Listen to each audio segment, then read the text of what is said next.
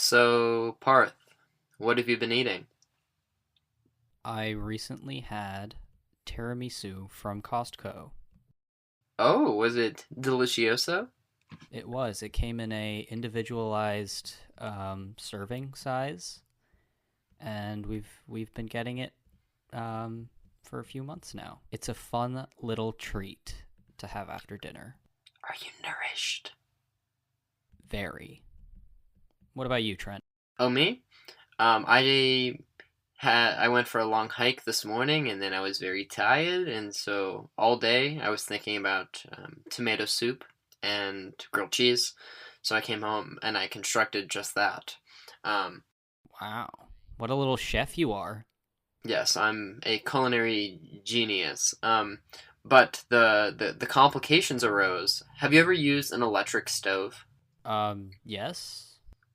I had only ever used a gas stove, and so this is my first rodeo. And the electric stove, it's like hard to gauge how hot things are because there's no active flame. It's just like there some glass like flashing in different colors, like Mm-hmm. and basically I burnt the hell out of my tomato soup, and it tasted very ashy. And at the point where I ran out of sandwich to dip, and I had to focus on the remaining liquid, it was much less appetizing. But that first part with the grilled cheese involved, delicious. Well, that's wonderful to hear. Well, that's enough of that. We have a podcast to do. We have a long podcast. We gotta move quickly. All right. Well, I guess we should cue the intro then. Cue the intro.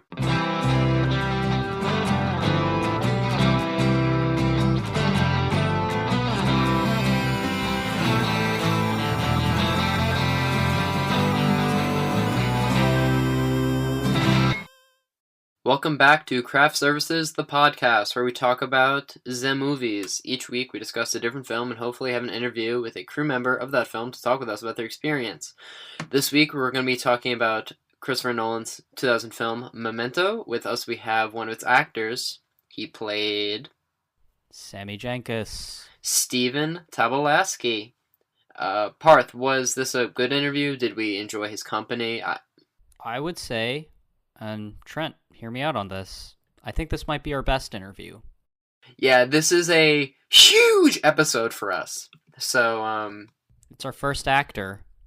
yeah, actors are the ones in front of the screen. They're the ones doing the acting. They're generally just the most important people in life. Generally. Parth, little known fact: without the actors, there's no movies.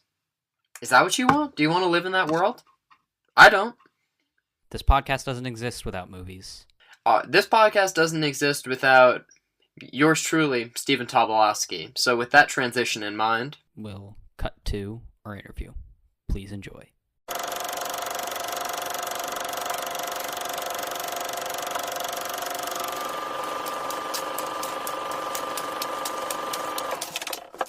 Hello, everybody. Today we have a very special guest, our very first actor, Stephen Tobolowsky. He has graced us with his presence to talk to us today. You'll have seen him in such projects as Groundhog Day, Deadwood, Glee, Silicon Valley, and our discussion for today, Christopher Nolan's film, Memento. Thank you so much for coming on. My pleasure. So we'd like to ask you first how you got interested in acting at the very beginning and what your first acting gig was. Oh, gosh. Well, by acting gig, do you mean when I actually acted or when I got paid to act? Gig implies you were paid, but that came a long way down the line. Do you mean when I first got on stage and performed? Yeah, your first volunteer position. Yeah. Oh, well, I was 5 years old. I always wanted to be an actor because I believed in monsters. I thought they were real. I thought that actually films like Godzilla were documentaries and not fiction. And I thought, if you can't lick them, join them. So I thought maybe I could hang out with the Wolfman and Frankenstein, Godzilla. And that was my reason for pursuing acting. When I was 5 years old, I did the role of Hansel in Hansel and Gretel at the Keys Park Pee Wee acting tournament, and I got second best actor of the Pee Wee division. So I've always wondered who beat me out. But it was interesting because my bedtime when I did Hansel and Gretel was 8 o'clock, and I couldn't stay up past my bedtime. So luckily, we got an early slot to do Hansel and Gretel, and then my mom took me home, and I wasn't there for the awards ceremony. So it was my Aunt Esther from Pennsylvania who stayed to the bitter end. Could you imagine? Poor Aunt Going Esther. across the country, the United States. For Where are you second guys? place. Where are you guys at now? We both hail from the New Jersey. So you're in New York. Okay, so she goes from like Scranton, Pennsylvania, down to Dallas, Texas. She watches Pee Wee division acting. You know it has to be good. You know it has to be really good. And the reason she came was to see little Stevie do Hansel and Gretel. He has to go to bed, but she has to stay for the entire evening. And she came home with my second best actor ribbon, the red ribbon, and that's when I knew I was destined to be an actor. But all during elementary school, high school, college, I acted for free, and I got my equity card. When I was in college, I had a teacher that tried to kick me out of school, and they put a freeze on me pretty much that I wasn't going to be cast in any university productions. So rather than quit, I went out and got my equity card and my SAG card, and I started acting professionally. And that's when I got the money. So I acted in equity shows. I got $55 a week under the provision that I would turn the money back to the box office as a donation. So that was my first real acting jobs. What did this college professor have against you? Search me. You know, it was something that haunted, and I mean, she went around ordinary channels. She was amazing. See, you got eliminated from the acting program if you got something called two unsatisfactory critiques. You know, this is academia, so they have all these words that they use. So I got one unsatisfactory critique because she manipulated a situation and said that she was casting me in a major production and she wanted to rehearse with me. And I told her that actually I had to do cleaning up the stage from the King Lear show. It was my job on stage crew. And she said, well, let me get you permission to get off of stage crew and we'll rehearse together and then we'll be fine. And so the next day she came in and said, I wrote a note to the head of the stage crew, said that I wanted to rehearse with you for a major production. He wrote back, he said everything was fine, so we can rehearse today. So I rehearsed. Next day, the head of the department came down and said, where were you? You didn't show up for stage crew. That's an automatic unsatisfactory critique. One more. I said, but she wrote a note. And he goes, there was no note. There was no permission. Man. That's so, Shakespearean. It's a trap. It's a setup. Yeah, and so I had the whole rest of my school career waiting for the second unsatisfactory. Looming over you. But I knew it. See, I've had the ability to see evil lurking ahead of me. And I saw she logically would lie to a sophomore student to like get him out. She will do anything to get me out of here. So what I did was I went to my theater history teacher during my junior year and I said, Professor Graham White, are there any rules against taking the graduate exam early? And he said, no, you could take it whenever you want. And I said, I want to take it with you now, but you cannot tell anyone I'm taking this test. And not a soul. And I love this man to this day, Anthony Graham White, my theater history teacher. And I think he liked me because I like theater history. So Saturday morning in the back of his classroom, a year and a half early, I took my graduate exam and he never told a soul. I never told a soul. And sure enough, 6 weeks before we were going to graduate senior year, Joan Potter, that teacher, gave me my second unsatisfactory critique because she said she didn't like my attitude. And so the head of the department said, "We're so sorry. This means you're not going to graduate. You're out of the department." And I said, "But wait a minute, I have my hours, I have my grades." He says, "Yeah, but because you're officially expelled, you won't be allowed to take the graduate exam." Too late. And I said, "But what if I already took it?" And he said, "Well, that's impossible because we don't give it until next week." I said, "I took it a year and a half ago. Called Tony Graham White. He still should have the test." And I beat her, and I ended up graduating, not only graduating, but graduating first in my class from that school. A few years later, I did my first show on Broadway. So that's in Dallas, Texas, that school, SMU. So that was in Dallas, Texas when I graduated. A few years later, I did my first show on Broadway. This teacher came backstage at my show in New York, stuck her head in the door and said, "You're still no good." What the heck? Amazing. She holds a vendetta. You wronged her in a past life.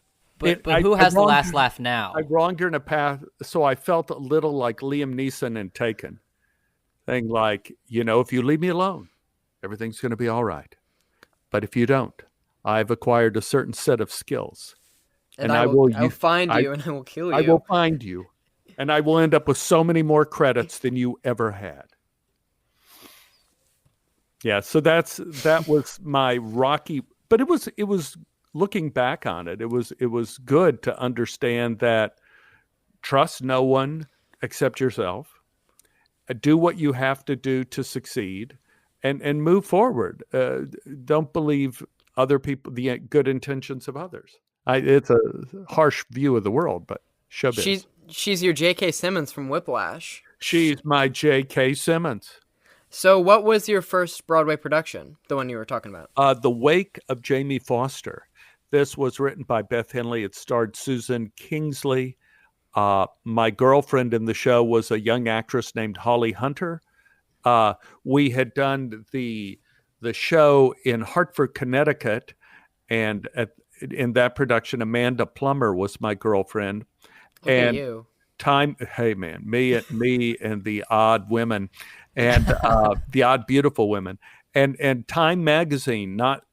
The show not only got rave reviews. Time Magazine said The Wake of Jamie Foster is not only the play of the year, it is the play of the decade. Now, I have to say this was very early in the decade, but it was the play, because it was like 1981. It was the play of the decade. And we went to New York, and we were certain we were going to be babes on Broadway.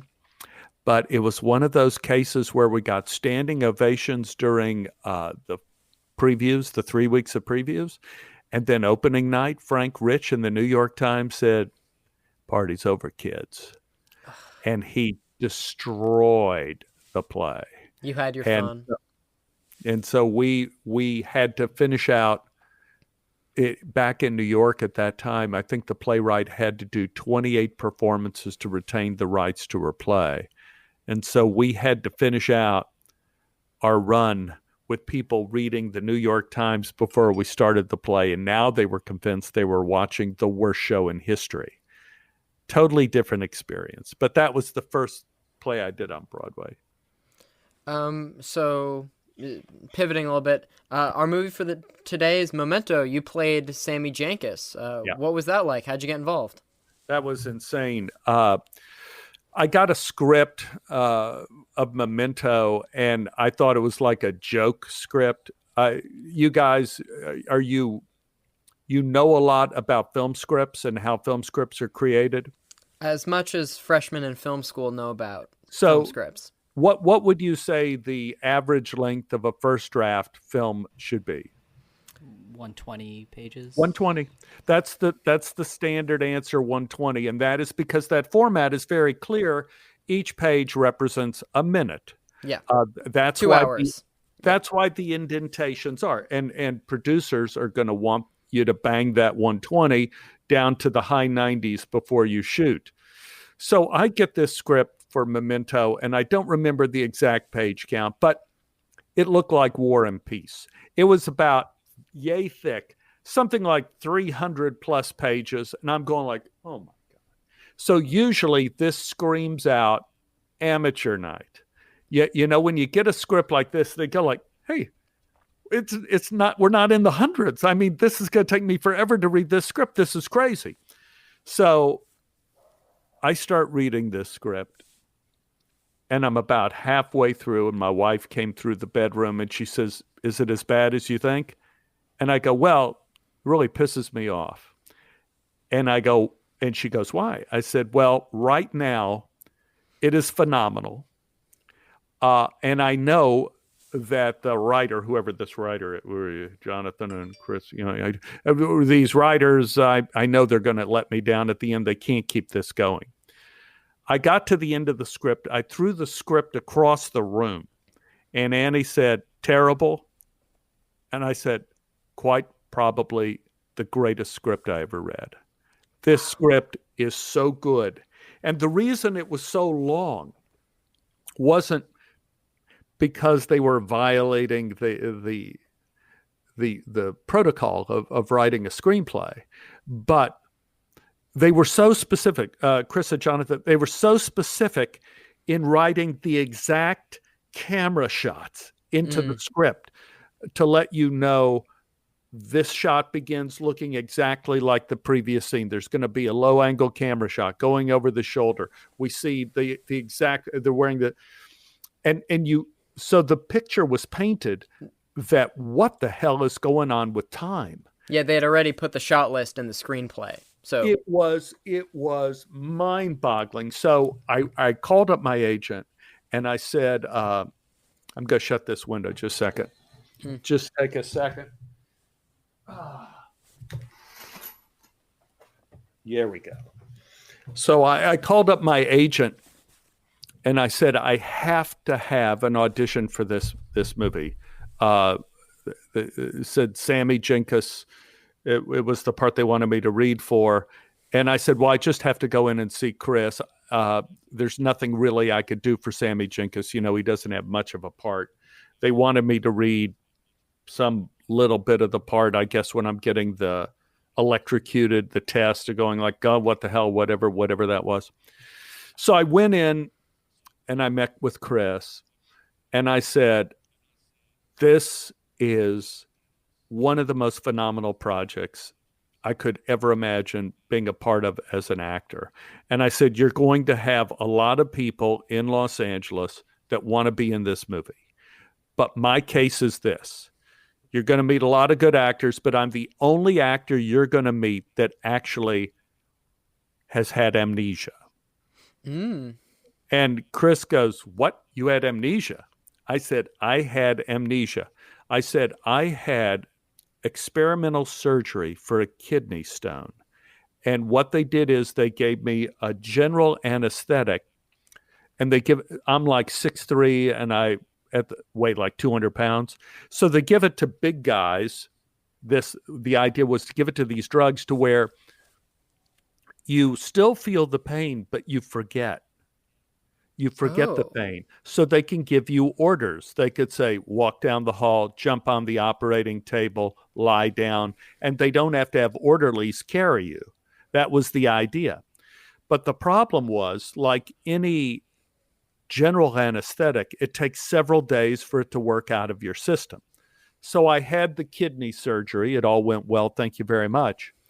But the next day, I'm in my house, and like suddenly I would have like, I'd wake up in the living room, like, and there would be an object in my hand.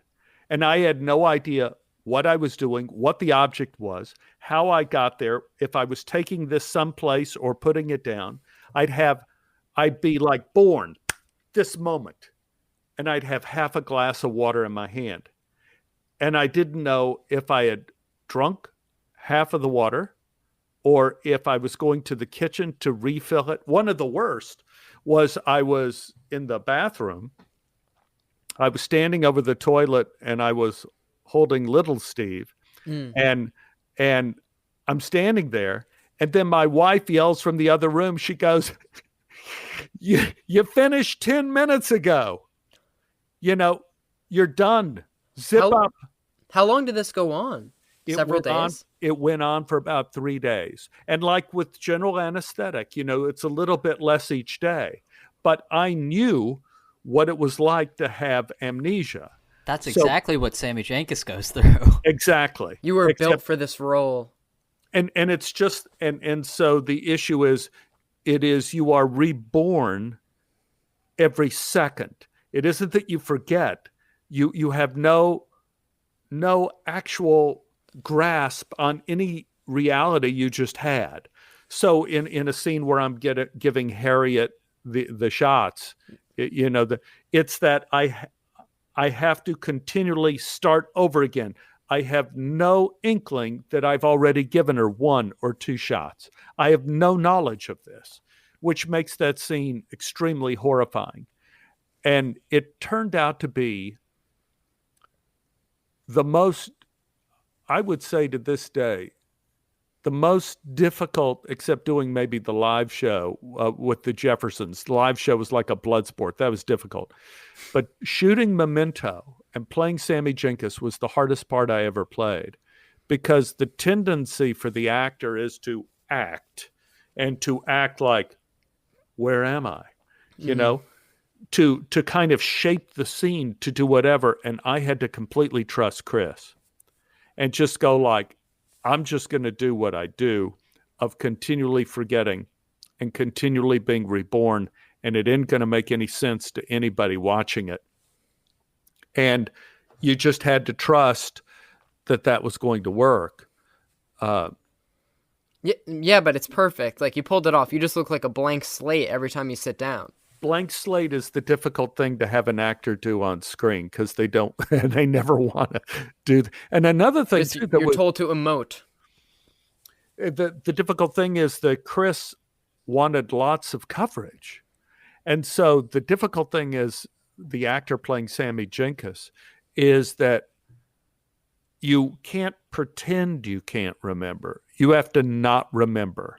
But at the same time, a part of you has to remember what you did for coverage, because Chris wanted to go into close-up. So I had to remember my body position, but I had to not remember.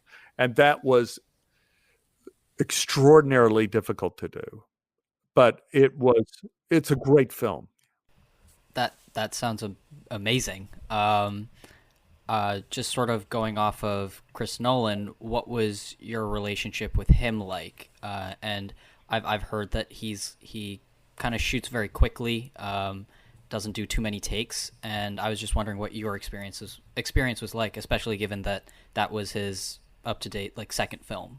Yeah, Chris is a fabulous director. First of all, he has one thing that some directors don't have, and Chris knows exactly what he wants. He understands the project. He understands shots, camera work. He understands camera like backwards and forwards, and he knows the coverage he wants. And so when you're working with Chris, the set was very fun, very lighthearted.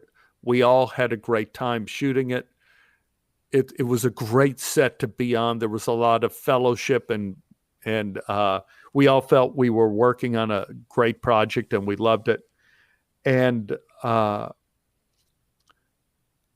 Chris was one of the simplest directors to work with, because he was so clear.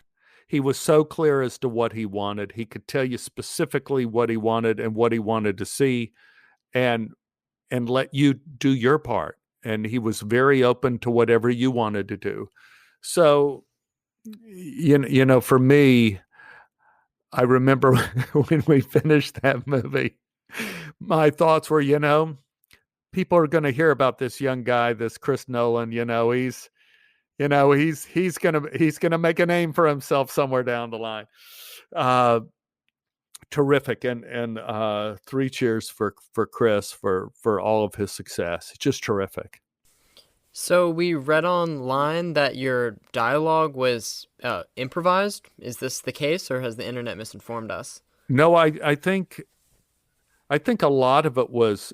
I think the only part that was really kind of scripted was the test where The electrified objects. where I'm getting electrified. I think that was, but the rest of it was just through description of the scene. And because Chris wanted to shoot all those scenes in the home, with Harriet and with Leonard and all that, we wanted to get all of those scenes down. We just made everything up as we went, which was another thing that you had to remember because Chris also wanted to cover it. So not only we had to make up our lines, we had to remember what our lines were for the coverage and have amnesia at the same time. That's a difficult task. But it was fun, and Chris made it fun too, and so did Guy Pearce. I mean, there's never a more fun guy ever to be at the head of a movie than that guy. He's just hysterical. That's great. Sort of pivoting a little bit, you yourself have had your own writing projects, and you've written a book, The Dangerous Animals Club, and we were wondering what that was about and what the process of its creation was, and what its title means. Yeah, I've got two books now. Dangerous Animals Club was the first, and the second one is My Adventures with God, and the two books intersect. And what it all means was this. I guess in 2008, I had a terrible accident, actually. I got knocked off of the side of an active volcano in Iceland in a storm. And my horse and I were lifted off the ground with like this tornadic wind that came off the Atlantic Ocean. It carried us a few feet, dropped us. My wife and I were on this riding tour of Iceland, and the horse took off. I was losing my balance. The last thing I remember is kind of going sideways. They found me in a fetal position on a basaltic lava flow, hardened lava flow. No, I didn't fall into lava, but it was a volcano. So it was like basalt, but the only vegetation in the middle. And I was in a fetal position. The head of the Icelandic riding group came over the hill with an extra horse coming to my rescue. According to legend, I jumped on the horse, said I felt sick. He said, maybe you were hurt in the fall. I said, what fall? He said, get off of the horse. The amnesia's back. At this point, we're on top of this damn volcano. We have no way down. So they get one of these off-road vehicles and boom, boom, boom, boom, boom. They drive me down to Hetla. I'm going in and out of consciousness. Apparently a doctor there puts me in a neck brace and sends me to Reykjavik. So I'm going in and out of consciousness, and I open my eyes like in Memento, where you're born in this moment. And I open up my eyes and I see my wife's face. And I say, where am I? And she says, and the way she says it, I could tell she said it 500 times. We're in Iceland. You fell off a horse. We're on our way to Reykjavik to get x-rays. You've been hurt. So I could tell she said it 1,000,000 times. This seems like a long story, I know, to get to those books. But anyway, I find the doctor said that I may have fractured a couple vertebrae in my neck. And he says, like, you're fine. Just enjoy the rest of Iceland. You're free to go home. So my wife and I watched a horse show and ate hot dogs in Iceland for another 10 days. I flew back to LA, and my doctor there x-rayed me and said, you were misdiagnosed.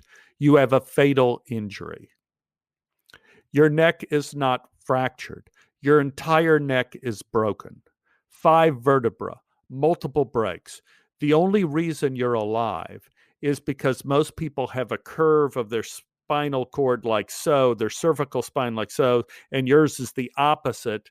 And so a lot of the blow went into your shoulder instead of like Christopher Reeve snapping your neck in two. So when you have a broken neck, there isn't a lot you can do. So I sit home and I realized I was very close to death. So I'm going to write stories for my 2 boys so they'll know something about their father in case I don't make it through this. So I began writing stories. about this time, a student from Harvard named David Chen said, do you want to do a podcast of you doing live stories? I said, well, it just so happens I'm writing stories now. So we began a podcast called the Tobolowsky Files, where I read some of these stories. These stories ended up going around the world on the thing called the internet. NPR and PRI radio stations picked them up and started playing the stories different places all over the country. I don't know if they did in Jersey, but they did in nearby hamlets. And then Simon & Schuster said, can we do a book of your stories? So the Dangerous Animals Club is some of these stories of true stories that happened to me in my life. And then my adventures with God are beginnings and ends of the Dangerous Animals Club story and carried some further. So in, I think, Adventures with God, I have the broken neck story. I believe that's Afflictions of Love, and I think that's in the second book. And so right now, what I do is the podcast has been successful over the years, and we're just premiering our new season, actually September 28th, soon. We're going to drop, I've written 16 more shows, and boy, a long time ago. So this will make 99 Tobolowsky Files shows. And we did it for free. We did it for nothing, but it gave me 2 books, and I got 3 trips to England, a trip to Ireland, a trip to New Zealand, like talking about the book, and all over the country talking about the book. So the writing I love, and it's especially good during a pandemic. Is this your podcast, Stephen Tobolowsky's Birthday Party? No, that is the movie David Chen saw when he said, I love Stephen Tobolowsky's Birthday Party. That's me telling showbiz stories, basically. Robert Brinkman directed that. It's a wonderful movie, but we shot it over 3 days, and it's supposed to represent my birthday, and that I'm telling stories from dawn until midnight. And so it goes through my career, in my home, at my party, and cleaning up for my party. And David Chen saw that movie and said, could we do something like Stephen Tobolowsky's Birthday Party, but in a podcast? And that became the Tobolowsky Files. Awesome. And, yeah. So, sorry, changing gears. You also directed your own film, Two Idiots in Hollywood, adapted from your own play. Yes. Tell me about that. What was the process of the adaptation like? And that was hilarious. So it was the era in the early 80s, late 70s, early 80s in Los Angeles. Everybody felt like theater was the thing. Theater was king. TV, poo. No one likes TV. Everyone wants to either be a film actor, but in art films, something serious, nothing frivolous, or the theater. And so I was with a group of actors, and we all were writing our own plays. And I wrote this play, Two Idiots in Hollywood, which was just lunacy. It's just absolutely the stupidest play ever written. And it was an equity waiver play. I guess you got that in New Jersey, where the actors don't really get paid, but it was a nice production. And we got rave reviews. I guess it's like you win the Kentucky Derby of equity waiver plays. We all did it for free, but we got great reviews in the city, and the state. California Magazine gave it 5 stars. A producer saw it and said, we'll do a production. I want you to do it as a movie. So they gave us $2 million to shoot Two Idiots in Hollywood. How old are you at this point?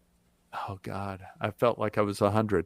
This was 1984. I was born in 51. So is that like 34, 33 years old? Something and like now that. They're just giving you $2 million. Seems like a good idea. But I mean, that was not my And money. back then money. That was back then money, but that was to make the movie, not my salary. Oh, But I wasn't worried about that. But here's the great thing. This is the great thing people have to remember when you're starting your career, is that you never know what anything will lead to. So I write a stupid play like Two Idiots in Hollywood, which is incredibly funny, but incredibly stupid. It wins the lottery and they want to do a film of it. Well, right around that time that I had shot the basic, I guess, all the footage, and we were going into editing and final editing, I got the part of Clayton Townley in Mississippi Burning. So the word got to Alan Parker that I was interested in directing. And so I was supposed to shoot Mississippi Burning for 1 month to be the head of the Ku Klux Klan. But we had one huge outdoor scene that required like a couple thousand extras. And so they had to make sure that they had good weather. So they changed my contract from being 1 month to being pretty much a run of the picture deal. So they can do the big crowd scene whenever, and they were paying me so little money, it wasn't costing them anything to keep me there. So Alan Parker came by my trailer one day, and he said, "So, Stephen, since you're going to be here a while, I heard you're interested in directing. Perhaps you'd like to follow me around and see what I do." And I go, "Yeah, sure, Alan. Yeah, no problem." So Alan took me with him to camera blocking meetings, meeting with the art department, meeting with sets. He went and showed me all the details of each department, of what everybody did. And then along the way, he started testing me. We go into camera meetings, and the cinematographer, all the operators are there. He goes, "Okay, Stephen, stop. How would you shoot this scene?" And I go, okay. I would start with a wide shot of the Ku Klux Klan people. I'd cut to a close-up of me coming out on stage. He goes, that's fine. That's boring. It's boring. That's terrible. No, you wouldn't do that at all. Not to be interesting. And so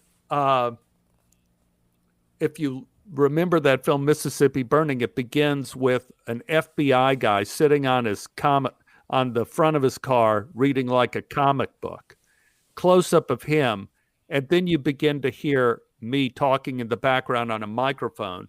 The camera moves on a dolly, and suddenly there's an opening in the trees, and you see thousands of people and this little guy on stage. And it's amazing. It's absolutely awesome. So for 3 months, I had Alan Parker as my teacher in how to direct film. And when I did Groundhog Day, I went to the opening of Groundhog Day, and Alan was standing in front of the theater. And I said, Alan, I'm such an idiot. I had no idea of what you were giving me. I just thought, I'm just used to college. I thought every director says, sure, come around, follow me, watch what I do. I had no idea what a gift you gave me. I just thank you so much for giving me that time. He goes, oh, stop it, just stop it. He says, but you better be good in this movie here. You better be good. And I said, well, I haven't seen it, sir. I hope it's good. And I visited with Alan in England after that some. And the last connection I had with Alan Parker was my son was going to, oh God, what a mistake this was. He was going to summer school in Paris, France. He wanted to have a vacation in France without the parents, which turned out to be a serious mistake in my judgment.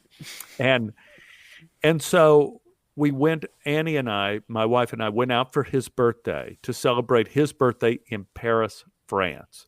And what my son wanted for his birthday present was for us to do his laundry.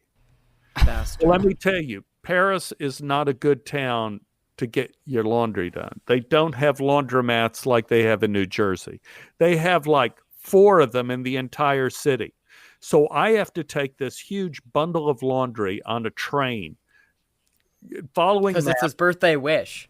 Yeah, to wash his laundry, and I'm walking around the corner of some street in Paris, and this man bumps into me and goes, "Oh, excuse me, you're Stephen Tobolowsky, aren't you, from Mississippi Burning?" And I go, "Yes." He goes, "Alan Parker is a dear friend of mine, and we talk about you all the time, and we wish you well. Shall I tell Alan everything is fine?" I go, "Yes. Please give Alan my best. Tell him I love him and I respect him, and he's still like one of the greatest people in my life." "Righto, Stephen. Righto. Well, go ahead and do your laundry." And that was the last connection I had with Alan Parker.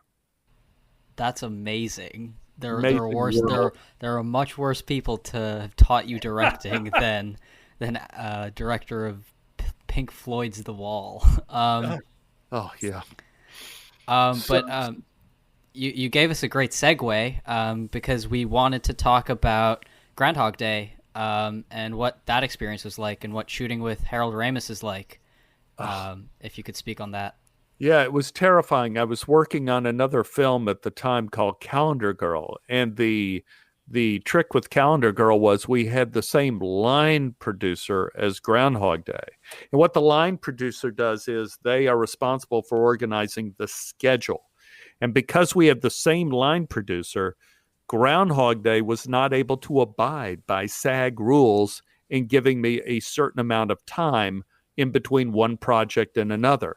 So I was in Paris, California, not Paris, France. Paris, California, where they have laundromats. Yeah, they have laundromats, and they also have gangs. It's like one of the gang capitals of California.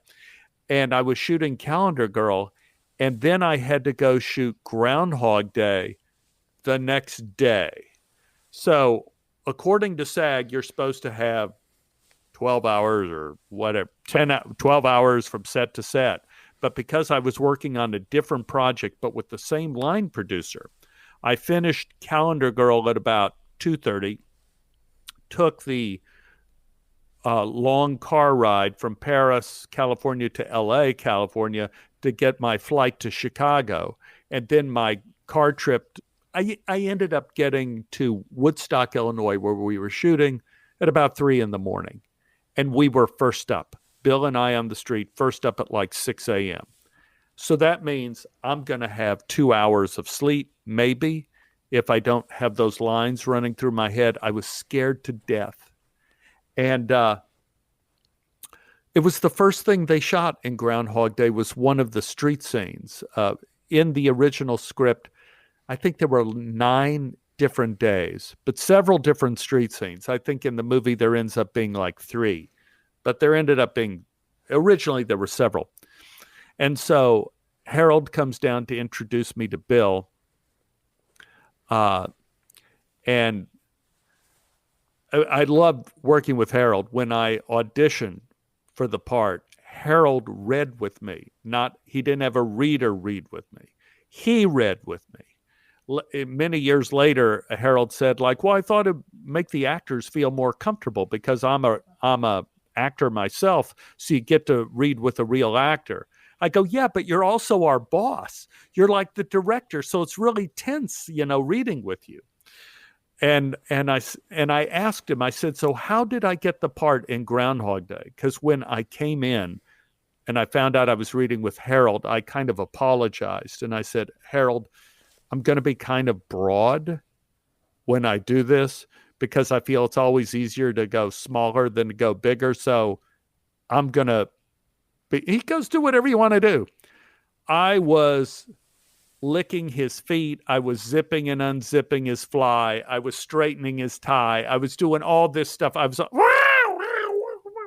all over Harold, all this. Harold started laughing, goes, "Oh, stop it. Okay, stop it." I start driving back to Paris, California to finish that shot, and I hear from my agent that I got the role. About 15 years later, Harold and I are doing a fundraiser, and I said, "Well, what was it about my performance in the audition that made you want to give me the part of Ned?" He said, well, as soon as you left the office, I called Bill up and I said, we found our Ned. This is the most obnoxious person I've ever met in my life. So that was my charm. That was my lucky charm. Yeah, on IMDb, it says that you're known for playing annoying villains to the protagonist that like gets under their skin, and I was like, it's accurate, yeah. And I think that's one of the, Danny Rubin was the screenwriter of Groundhog Day. It's a brilliant script, and he and Harold did a magnificent job on it. We didn't know at the time it was going to be a classic film, which I think it is. I remember the BBC interviewed me. Oh, congratulations, Groundhog Day has been listed as one of the top 50 film comedies of all time. And I go, what are the other 49? Like, tell me something new, man. It's a great movie. But one of the special things about Ned that makes Ned special in the movie Groundhog Day is that Bill Murray is the antagonist of the film. He's the jerk. He's the bad guy. He's rude to everybody until he meets Ned. When he meets Ned on the street, Ned is so irritating. Suddenly, Bill becomes our protagonist. Sympathy. Empathy. And so in this subtle little shift, Danny Rubin was able to make our antagonist our protagonist through one quick scene. It's amazing, the writing. So tell us about the shooting of Groundhog Day, just due to the repetitious nature of it. Did it, and how many days were you on set? Was it all in a row? Yeah, I did 3 weeks in a row, and then I went home, and then they added me to the party scene at the end. So basically, all I was in originally were a lot of street scenes, plus when Bill jumps off the tower to his death, I appear in that scene in the original script. But it was interesting because there was a little fold in this that no one ever thought about except Harold Ramis. And that is, one of the characters of Groundhog Day is the day of the film. The day of the film has to be the same because it's a repeated day. And the same, I mean meteorologically. It has to have the same weather. So as a director, Harold Ramis has to decide, what is the day that's repeated going to be, and how do we know time starts again? So Bill and I shot street scenes in all weather conditions. We had no days off. We were on what you call will notifies in the call sheet. And so if it began to rain, we would get a phone call, Stephen, Bill, come on down. Let's do the first street scene in the rain. If it began snowing, let's do the street scene in the snow. And so somewhere there is 5 versions of Groundhog Day of me and Bill outside in different weather conditions. And Harold Ramis ended up choosing gloom as the day that is repeated. No snow, no nothing, but just gloom. And when it starts to snow, at the end is when time starts again. And that's when he and Andy end up going into his apartment at the end. At the end, the snow begins to start, and that's when time starts again. Shooting the film, it was the coldest weather I've ever experienced in my life. It was like an army experiment. And you're wearing like costumes. So we're all packing ourselves with heat bags and things that hunters use, stick them in your shoes, stick them in your pockets, because our lips were freezing, our hands were freezing. Bill was not a happy camper when he had to keep stepping in that water. He had his feet wrapped in saran wrap. Then he had a neoprene sleeve that skin divers use over his foot. Then he had socks. Then he had his shoes. So he wouldn't lose his foot when he stepped in the water. I mean, it was so cold. You couldn't talk, that kind of cold. But it made it exciting filmmaking because there was no real schedules.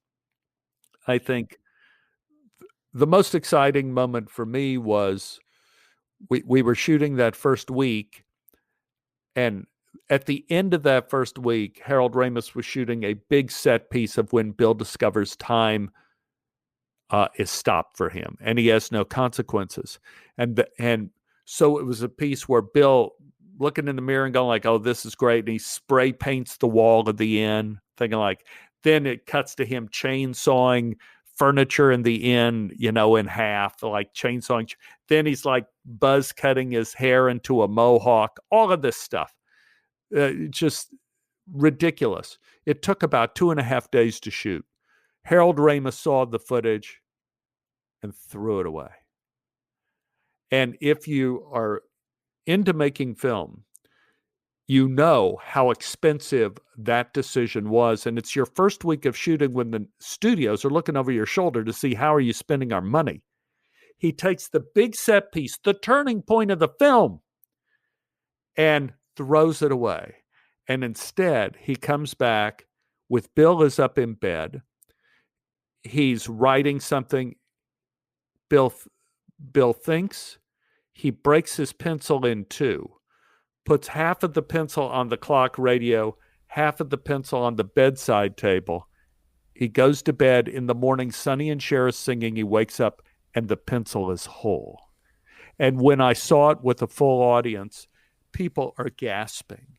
And that move of taking, crazy, wild, crazy Bill Murray slapstick out of the movie, which everyone expected to see, was courageous. And substituting it for cinematic poetry.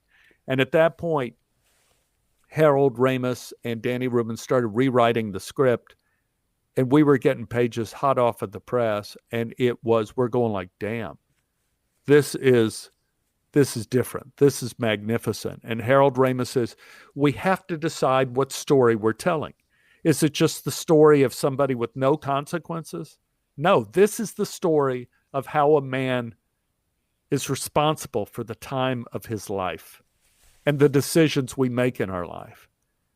And that's what makes it a classic film. And that's what makes it a film that people go back to again and again, because it fills you up when you see it. Yeah, it's a really beautiful film.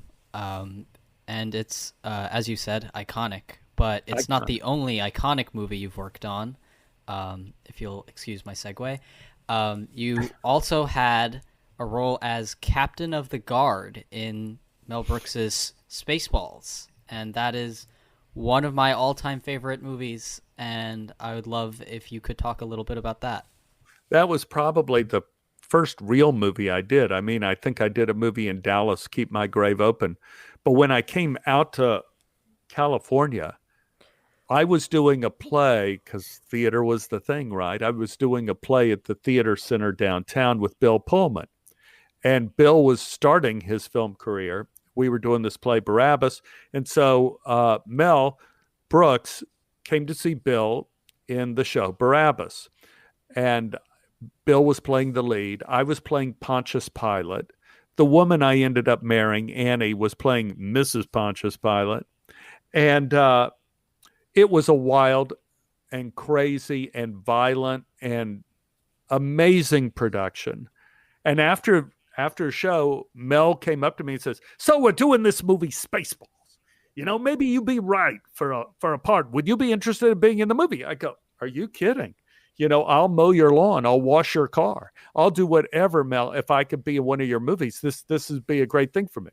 So he says, okay, come on down to the studio and let's give it a try. Let's see what happens. So I went down and he gave me the lines for Captain of the Guard. So let's run through the scene. Let's just see.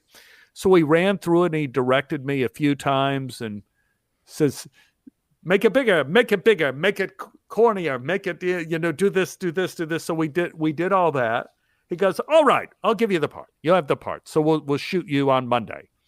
And I go like, great. So I called up my mom and dad. I said, you won't believe it. I'm going to be in Mel Brooks' new movie, Spaceballs, and I'm going to shoot Monday. Of course, my mom and dad said, well, do you have a big part? No. I have one scene, but it's a good scene. So I showed up on Monday, kind of hung out on set, sat down. They didn't get to me. And I was very scared, are they going to cut me out of the movie? Then they said, well, come back tomorrow. So I came back, and they were paying me like $1,000 to play captain of the guard. I'm going like, oh man, this is amazing. But they didn't shoot it. So I come back Tuesday, don't shoot it. Wednesday, don't shoot it. Thursday, don't shoot it. And now I'm getting like really depressed. And they said, well, I guess come back tomorrow again. And I go like, well, are they ever going to do it? He says, what difference does it make to you? You get paid your money every day you show up. I go, what? I get paid $1,000 a day for every day I've been here, even though I didn't work? He goes, yeah, that's the way it works here. It's a big budget picture. Yeah, if you're called in to work, you get paid. If Hollywood. they don't, So I got paid $5,000 to do Spaceballs. I only worked that last day, that Friday, and I thought, this is the career for me. If you could get paid for not working, this is what I need to be doing with my life. How to succeed in business without trying. Yeah, it was great. So I loved it. And, Bill and I, we've done theater together, and my wife had worked with Bill too a lot. So we always run into each other in LA because he's a theater guy too. Just while we're on a roll of complimenting you, you're in a show I like, Silicon Valley. You play Action Jack Barker. How did that come to be? That was crazy because I was told like they are auditioning everybody for this. And we're kind of like in June or July for this part in Silicon Valley. I'd never seen the show. So I watched some on YouTube and I'm going like, oh, this is one of the funniest shows I've ever seen. These characters are off the chart fantastic. This is pretty interesting. Oh, yeah. So I went in and I thought I had a really good audition for Action Jack. Probably June at some point in time. And then I didn't hear a word. Nothing at all. I'm at a film festival with one of the movies of my storytelling, I believe The Primary Instinct, in Hot Springs, Arkansas, at the Documentary Film Festival. And I get a call from my agent and my manager, which is always big news when they're on a conference call. And they go, Stephen, where are you? And I go, I'm in Hot Springs, Arkansas. He says, can you come back to Los Angeles tomorrow?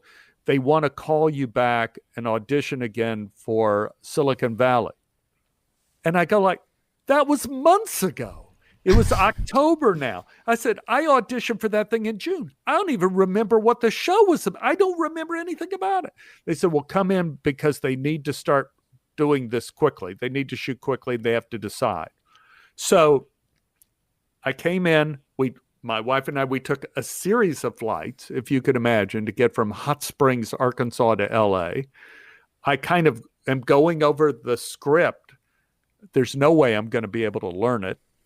I come in for the audition, and now all the executives, producers are sitting there in this little room over at Sony, MGM, Columbia, whatever you want to call that studio. We're on the second floor, kind of where we're shooting One Day at a Time now, in the Goldbergs, kind of the same part of the studio. And Mike Judge is there, and he goes like, well, just go over this and just kind of take over the room. Let's see how you take over the room. So you have the casting assistant, was a youngish girl operating the camera. All the execs are sitting behind her. And so we start the scene, and I come up, not on camera at all. And I go, and I'm doing lines. I said, you know, show me how you're doing this. Show me how you're doing this. And you're not doing this right. I want to see this done right. Show me. Shoot this. Let's just shoot the empty chair. Let me see how you do with the empty chair before I sit in the chair. And so she doesn't know what to do. So she starts shooting the empty chair. And I said, I've had it with you people. I've had it.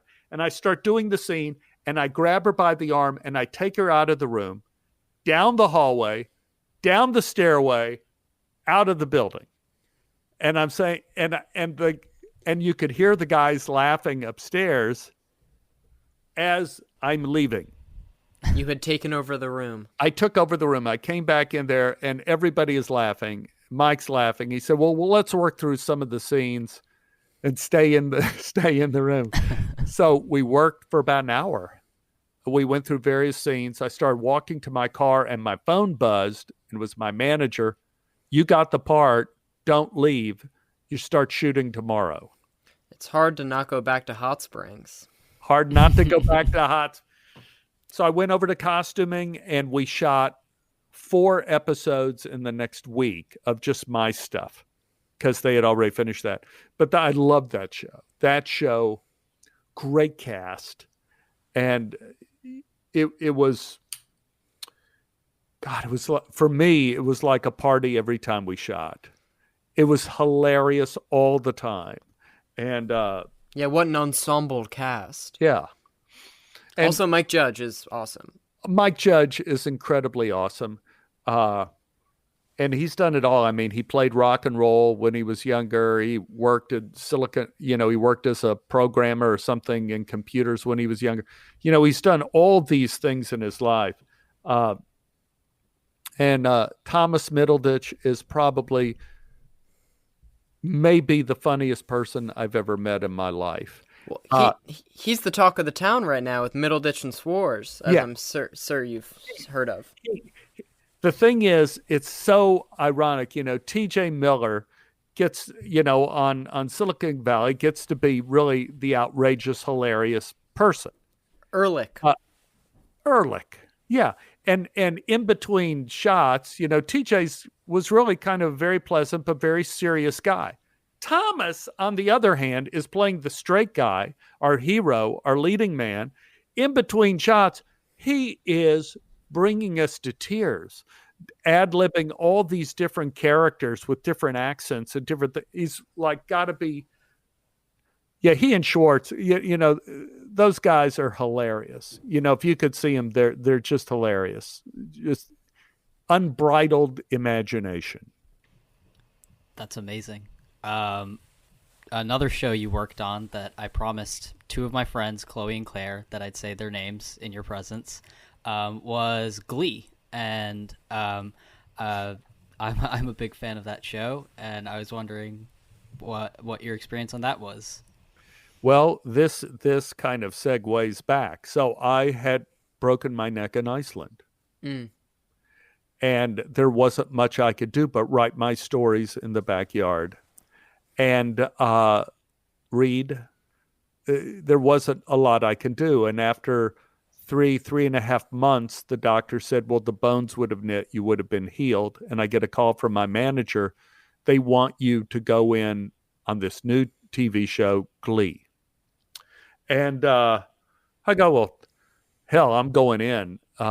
He said, are you able to do it? I said, I don't care if I'm able to do it or not. I have to audition at some point. Head first. So I read the script, Glee, and I'm thinking like, this is so life-affirming.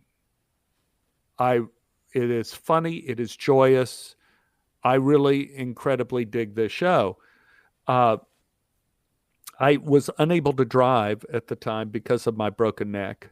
And then I had another crisis of conscience, is that what happens if I go in with my neck brace on? That's kind of a buzzkill for comedy. So my wife drives me over in rush hour traffic to go to the audition for Glee. And I make the decision to take my neck brace off and shove it under the couch. Now, there's nobody in the office, which was weird. Casting assistant comes out 15 minutes later, says, Mr. Tobolowsky, we made a terrible mistake. It's the wrong day. You have to come tomorrow. And I stood up and I said, I have just been given a second chance at life. And I explained to him the whole story of my broken neck. I come down and pull the brace out from under the couch, saying, I tell him about the horse and getting blown off the mountain and the broken neck and the last 3 months. And I said, I am the luckiest person in the world to be able to come to Glee on the wrong day. This is phenomenal. So I go home that night, tossing and turning. What am I going to do? I walk in the next day. Now there are 100 people. Some of them singing, some of them dancing. It's the chaos you would imagine for an audition for Glee. And they call me in, and they're all the guys, all the executive producers, Ryan and Dante and Ian Brennan, all the guys who created Glee. They're all sitting there. And I sit down in the actor chair in front of them, and Mike says, so I get the word that you're the luckiest actor in the world to have come to the waiting room on the wrong day. Now, what is the story about this horse in Iceland? So I tell him the story that I told you guys just now about Iceland and the broken neck and the ambulance and all that. And I said, this is what I did yesterday. I came in and I took my neck brace off. And then I had qualms about that because it's always bad to lie on the first date. And I wasn't sure what I was going to do today because wearing a neck brace, frankly, guys, would be a bit of a buzzkill for the comedy for you. So this is what I decided I'm going to do. I'm taking my neck brace off now. I'm going to take it off, put it on the chair beside me. We'll do the scenes. It's been a while since I've acted, so I'm probably rusty. If it's too much, I'm going to pick up my neck brace, walk out the door. No harm, no foul. And you'll never see me again. Right. But if I can do it, I am here, and you'll know I can do it, and I didn't lie on the first date. So I did 4 scenes of Sandy Ryerson for the guys, and I sang a little song or something from Oliver, I don't know, or Happy Birthday to You, something. I mean, Sandy wasn't really a singing part, but they wanted to use any of that. And I left, and 2 weeks later, got the part. It was like Forrest Gump running out of his casts. The butterfly has left the cocoon. Right. So that was great. And working on Glee was unlike working on any other show.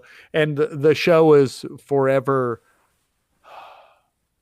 it's hard to think of the show without thinking of Corey. And there was never a spirit on this earth so sweet and joyous and wondrous. And unfortunately, my experience with Glee, I had a lot to do with him, and it just hurts me so much that, again, drugs got another good one, So this is an awkward transition, but your trivia on IMDb says, and I quote, once held hostage at gunpoint at a supermarket in Snyder Plaza in Dallas. Is this true, or is this No, that's absolutely true. That's one of the stories. God. So the Glee story is in Dangerous Animals Club called Dating Tips for Actors, that story. This story is also in Dangerous Animals Club, a story called Light of the First Day. And that is, I was in Dallas. My girlfriend wanted chicken and wanted me to get some stuff for the grocery store. And I walk into the grocery store, and there is a new fruit for Texas, mangoes. I knew what mangoes were, but I'd never seen one. I thought, well, she'll be very entertained if I bring home the chicken and a Swiss Colony wine and mangoes. So I'm picking up the mangoes, and I have no idea how to tell if a mango is ripe or not ripe. And I missed the mass exodus that occurred when a crazy guy with a gun came in the store. So I'm there picking mangoes, and then I see this body walk up to me, and he puts his hand on my grocery cart. The nerve. I mean, putting your hand on another man's grocery cart is like putting your hand on another man's belt buckle. I mean, you don't do it without invitation. And he goes like, I see you have mangoes, the most exotic of fruits. And you're like, what kind of criminal are you? and then I'm thinking like, okay, maybe he's drunk. Maybe I don't know what. So I'm thinking maybe if I give him 2 of my mangoes, I'll just move on and shop because Beth wanted the grocery stuff. So I reach down into the cart, and that's when I see he's holding a .45 handgun behind his back on his hip. And I come up with the mangoes, and he sees my eyes, and he knows I know. He pulls the gun out, puts it in my forehead. He has tears streaming down his cheeks now, which is not a good sign. No. And he goes, I don't know why I picked you today. I don't know why. And this is when my acting ability came in. I remembered a TV show, Medical Center, starring Chad Everett, and they had a hostage situation on that TV show where they said, you have to keep the hostage talking to stay alive. Well, I didn't know how to do that, but I knew I could talk. So I started. He wasn't going to kill you mid-sentence, like The Sopranos. You figure not. So I go like, you know what? You remind me so much of my father. My father, he's a doctor. I don't know. Are you a doctor? I don't think you're probably not. My father doesn't love me. He doesn't respect me. He didn't want me to be an actor. And all I want to do is sit at the table with my father and have him say, Stephen, how are you? And be able to talk to him about my life. I mean, I don't know what you're saying. And I'm talking to him that fast. And while I'm talking to him, I'm looking past him, and out the front door of the store, I see FBI guys running their SWAT team with the guns. I hear a helicopter coming down, like on the roof. I see an ambulance pull into the parking lot of the store. Back doors open up, and out comes a gurney and a body bag. They're ready for you. They're ready, one way or the other. And so I talk to this guy for about 45 minutes until I feel the steam let out. It's really stressful small talk. Very stressful, small, and I realize the adrenaline's going, and if I stop talking, I'm in trouble. So I'm saying like, hey, this has been great. What time do you have? What time do you have? And he's got the gun to my forehead. He's looking. He says, I said, well, I got to get home. My girlfriend said, we have to do, hey, I don't know. Are you doing anything later tonight? Oh my God. I mean, I don't know about you, but I've been getting a lot out of this, talking about my dad. I hope you didn't mind that, but you just remind me so much of him. But why don't you come on over to the house? You meet my girlfriend. We can have some chicken and mangoes and a little wine, and we just keep this going. Do you have a pen on you? And so he's got the gun into my forehead, and he reaches into his pocket and pulls out a pen. I rip off some of the brown paper bag the mangoes are in. And after talking to him for 45 minutes, being absolutely exhausted, I cannot think of a single phony address. So I give him my real address, my real apartment. There we go. You were out of gas, out there of we mental are, out fuel. of gas. And I hear this voice saying, just push past him. So I pushed past him. I felt the gun go in the back of my head, and the voice said, don't turn around. Don't turn around. Whatever you do, don't turn around. So I keep walking straight, and at the end of the aisle, there's a Pepsi display. And it's the voice in my head is saying, you get to the Pepsis, you could run. Get to the Pepsis, you're home free. I get to the Pepsis, and I'm getting ready to turn toward the cash registers and run, and I didn't have to run because at that point in time, the SWAT team, who covered by the sound of my blather for the last 45 minutes, had come in the back of the store, had come down adjacent aisles of the grocery store, again, covered by my talking nonstop. And as soon as I got to the Pepsis, they jump over the food. And if you go into a grocery store, take a look at how high those shelves are. SWAT team jumped over the food onto my potential dinner guest. And they had this guy hogtied in about 8 seconds. And they pulled him, carried him out of the store like a carpet on their shoulders. He's squirming. I'm walking around the empty store, and I stop at an empty cash register with all my groceries. And a policeman comes up, pats me on the back and says, "Hey, buddy, you could just go home." You don't have to pay for the chicken now. It is the only time. Free mango. Free mango. The exotic fruit. The only time in my life I didn't pay for my groceries. I got home and Beth was waiting for me and she said, "Well, where were you?" I said, "Well, I was just held hostage at gunpoint." And she said, "Well, it took a long time." I said, "Well, yeah, the hostage situation takes a lot longer than you would think it takes. But yeah, Something to anyway, talk I'm over hungry. dinner. Let's eat." Yeah, so that's true. You're like, also, there may be a guest. We'll see. Depending on how his legal proceedings play out. Yeah. I'm sure they killed him. That was in Dallas, Texas. I'm sure they killed him. Euthanization was easiest. The lethal injection was just right there. Well, I don't even think this is Texas. This was back I was 25 or something. That they just would have shot him. Yeah. Well, yeah, that's Texas. Yeah, it's Texas. I don't think we've ever had a hostage situation story on this podcast before, have we, Oh, you're Trent? so lucky. Yeah. You've told 2 near-death experiences. Do you often come face-to-face with Grim Reaper? Or? Well, I think if you live long enough and the odds are out there. I had open heart surgery. I had a triple bypass. I broke my neck. I was held hostage at gunpoint. And then I had to do the live show, with Jamie Foxx doing the Jeffersons Live. That's all near-death experiences. Those are all equal in magnitude. Yeah.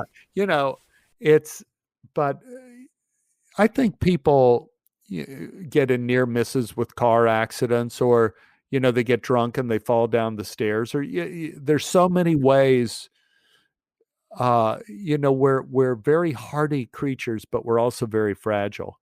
And, you think like your time is guaranteed you, but it ain't. Not at all. Well, I guess I just have one last question, Trent. Yes, unless sir. you have something else. Yeah. My family and I, we watch One Day at a Time. That was a great show, or is a great show rather. And I was wondering how that is, how working with Rita Moreno is, the whole deal. It is heaven on earth. Working on One Day at a Time is one of the great experiences of my life. From working with Norman Lear to working with dear Pam Fryman as a director several times. Pam was one of the first directors I worked with in Los Angeles. One of my idols when I was a teen was Rita Moreno, and I get to be her love interest on the show. And it's a spectacular show. And so this is the drill with One Day at a Time. We were on Netflix for 3 years. Each year we doubled our audience. And so I was pretty much certain we were going to get a 4th year, but that is not the Netflix model. They're not there to build shows. They're there to bring in new audiences. It's turnover rate. So disruption. It was very nice time at Netflix, but we were thrilled when Pop TV picked us up. And so we started season 4 with Pop TV, and then the pandemic came and the entire network went down because no one could shoot shows anymore. We only shot 6. So CBS has come to our rescue. And October 5th on CBS, they're going to start showing One Day at a Time. This 4th season that we shot with Pop TV, 2 shows a night. So that's I think that's a Monday night. What is October 5th? That's a Monday. Yeah. So 2 shows at night. I think 9 and 10, 8 and 9 or whatever, depends on your time zone. Be looking One Day at a Time. These shows are so funny, so delightful. So we're going to be on 3 weeks on CBS, an hour a night on that night, 2 shows back to back. And if we do well for CBS, there is a chance we could be picked up for more shows with CBS or CBS All Access. And all I could say is it's one of the greatest casts I've ever been with. Working with Rita Moreno is the dream of a lifetime. Justina Machado, she could she could be the captain of my ship any day of the week. Delightful cast, great directors, wonderful writers. It is one of the few shows that can make you laugh out loud and cry.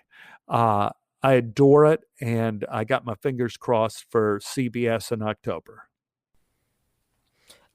So, are you working on anything amidst quarantine, or have you been able to, or what are your plans moving forward? This is, we are going to find out. I got I've been doing the Goldbergs, for 6 years, 7 years, something like that. I played the principal on that show, Principal Ball.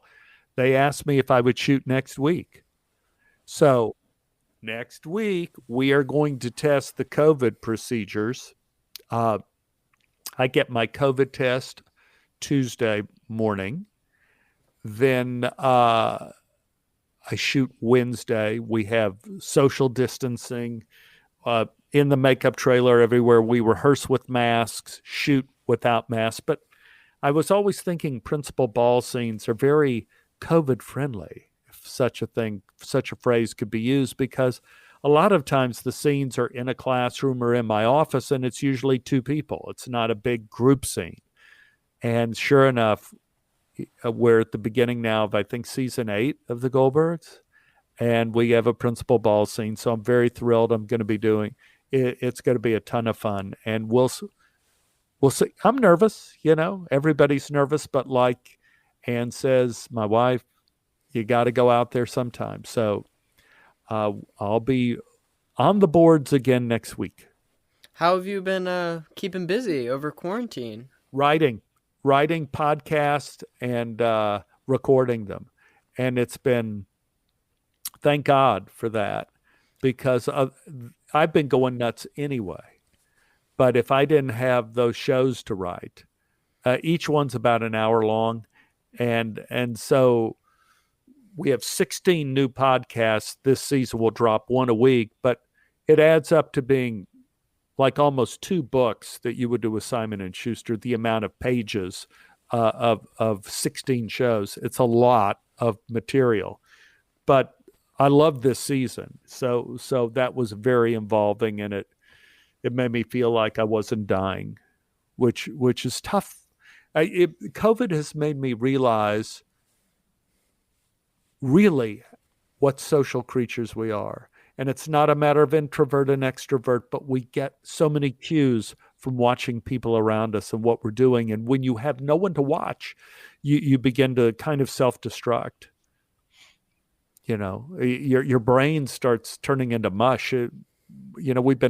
Annie and I, we've been having a lot of trouble remembering things or finishing tasks, or it's been difficult, but hopefully we'll be stronger at the end of it. Yeah, well, that's a great sentiment to end on, I think. Trent? That's all for me. We'd like to thank you again, Stephen Tobolowsky, for coming on our program. We really appreciate it. Thank you so much. Remember, one day at a time in October. And remember the Tobolowsky Files, September 28th. We dropped the first new show, September 28th. You heard the man. Follow him. Well, that was a great conversation. I guess we'll bid the audience farewell now. Thank you, sirs. Thank you so much.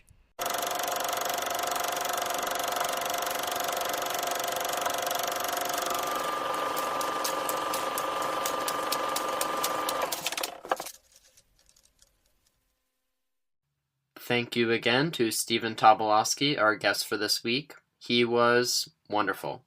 I would say delightful. Yeah, I'd go as far as to say glorious. It was life-changing. We would love to speak with you again if you have any gaping holes in your schedule. Parth, tell the audience what comes next for this little podcast we got here. Well, Trent, we've been a little tardy in our releases, and that is through our own faults. These episodes are coming out a little late. I've started school, and so I apologize for the delay, as editing is rather low on my totem pole. Parth, don't sweat it. Having said that, you can look forward to our discussion regarding Memento this upcoming Sunday. And after that, you're just going to have to wait and see what our next guest is. Surprises. Well, that's all for now. Make good choices. See you next time.